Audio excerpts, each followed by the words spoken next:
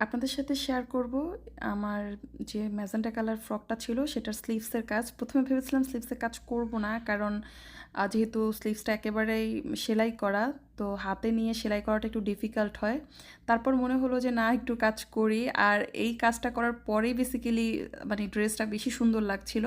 স্লিভসের এক পাশে যেহেতু চিকন করে নীল আর কি বর্ডার দেয়া ছিল পাইপেন, তো আমি দুই সাইডে ভেবে করে দুইটা রো দিয়ে দিলাম সাদা সুতার মাছ কাটা সেলাই, আর মাঝখানে আমি একটা চেন সেলাইয়ের মতো করে দিয়ে নিচ্ছি।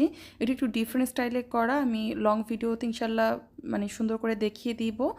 আর এই 3টা লাইন করার পরে আবার উপরের দিকে জামার ডিজাইন যেভাবে করেছি সেভাবে করে একটা পাতার শেপের ডিজাইন স্লিভসেও দিয়ে দিচ্ছি, কিছুটা গ্যাপ রেখে রেখে 7টা করে আর কি এরকম পাতা হয়েছে প্রত্যেকটা স্লিভসে। তো নর্মালি এই ডিজাইনটা করার পরেই বেশি ভালো লাগছিল। ইনশাল্লাহ খুব তাড়াতাড়ি ফুল ড্রেসের ডিজাইনই শেয়ার করব। কেমন লেগেছে অবশ্যই কমেন্ট করে জানাবেন। আল্লাহ হাফেজ।